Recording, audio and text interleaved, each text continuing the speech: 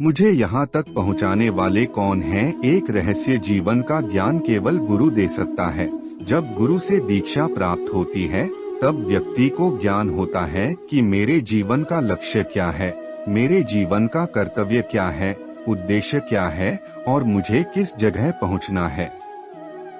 जब तक कुंडलिनी शक्ति जागृत नहीं हो जाती तब तक व्यक्ति मलमूत्र भरी देह से छूट नहीं सकता, तब तक वह पूर्णता प्राप्त नहीं कर सकता, तब तक वह अपने जीवन को ऊर्ध्वगामी नहीं बन सकता। कुंडलिनी जागरण केवल और केवल सद्गुरु के माध्यम से संभव है। गुरु तो एक पूर्ण हंसावतार है। वे एक विशेष उद्देश्य से पृथ्वी लोक में आते हैं और अपना कार्य करके अन्य किसी लोक में विचरण करने के लिए प्रस्थान करते हैं। शिष्य माया है और गुरु पूर्ण ब्रह्मा है। गुरु के माध्यम से ही शिष्य माया के जाल को तोड़कर ब्रह्मा तक पहुंच सकता है। गुरु के माध्यम से ही वह उस उच्च स्थिति तक पहुंच सकता है जिसे पूर्णमदः पूर्णमिदं कहा गया है। गुरु तो शिष्य के लिए सदैव खुली बाहों से खड़ा रहता है। उसका निमंत्रण हर क्षण बना रहता है और केवल एक क्षण की आवश्यकता होती है उसकी बाहों में समाने की, उसकी आत्मा में एकाकार होने की। उसकी ओर से कोई विलंब नहीं होता। अगर शिष्य प्रयास करने पर भी सफल नहीं हो पाता तो गुरु उस पर प्रहार करता है और यही गुरु का कर्तव्य भी है कि उस पर तीवन से तीवन प्रहार करे, तब तक जब तक कि उसका अहंकार समाप्त ना हो जाए। जब यह समाप्त हो जाता है तभी विशुद्ध प्रेम, चैतन्यता तथा दिव्यता का प्रवाह होगा। गुरु के पास अनेक तरीके हैं प्रहार करने के। कठोर कार्य सौंपना, परीक्षा लेना, साधना कराना और ये जब निष्फल होते दिखे तो विशेष दीक्षा देकर वह ऐसा कर सकता है। परंतु पहले वह सभी प्रक्रियाएं आजमा लेता है ताकि व्यक्ति तैयार हो जाए, वह इतना सक्षम हो जाए कि विशेष दीक्षा के शक्तिशाली प्रवाह को सहन कर सके।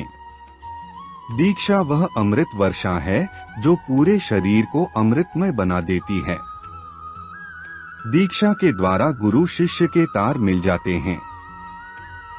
कुंडलिनी को आज्ञा चक्र तक पहुंचाने की क्रिया है, सहस्रार तक पहुंचाने की प्रक्रिया है, केवल गुरु जानता है। घोड़े को आप लगाम पकड़कर तालाब के किनारे ले जा सकते हैं या उसको कह सकते हैं कि यह पानी बहुत स्वच्छ है, यदि तू पिएगा तो प्यास बुझ जाएगी।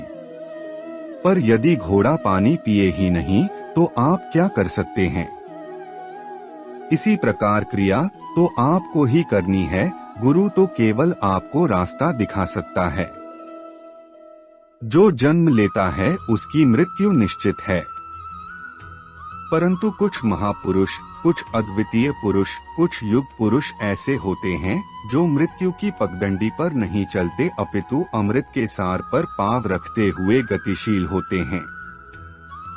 वे युग पुरुष पृथ्वी पर नहीं चलते अपितु वायुमंडल पर अपने चरण चिन्हों को छोड़कर गतिशील होते हुए भी अगतिशील रहते हैं, क्योंकि सामान्य व्यक्तित्व ऐसे युग पुरुषों को नहीं समझ पाता।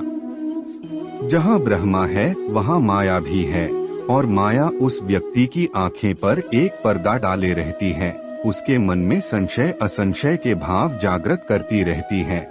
उसके मन में विश्वास अविश्वास की दीवार खड़ी किए रहती है। वह विश्वास ही नहीं कर पाता कि यह व्यक्ति, यह पुरुष, यह गुरु हमारे ही समान हंसता है, मुस्कुराता है, होता है, खाता है, पीता है, विचरण करता है और ऐसी ही क्रियाएं करता है जैसे हर व्यक्ति करता है, एक साधारण व्यक्ति करता है, और यह एक युग पुरुष हो सकता है। ऐसे युग पुरुष को यह युग नमन करता है। देवता हर्षित होते हैं, अप्सराएं नृत्य करती है और इस युग का भाग्य विधाता बनकर अंधकार को दूर करता हुआ ज्ञान के प्रकाश को फैलाने में समर्थ होता है। और ऐसा युग पुरुष तो सिद्धाश्रम से मृत्यु लोक में जाता है, पृथ्वी लोक पर आता है और जितने क्षण जितना समय व्यतीत करना होता है उतना समय व्यतीत कर पुनः सिद्धाश्रम में चला जाता है। यही नहीं अपितु वह निरंतर योग निद्रा के माध्यम से अपने पूरे शरीर को अंगुष्ठवत बनाकर सिद्धाश्रम में जाकर पूर्ण व्यक्तित्व बन जाता है। वहाँ योगियों को साधनाओं में सिद्ध करता है, ऋषियों और मुनियों को ज्ञान और चेतना देता है।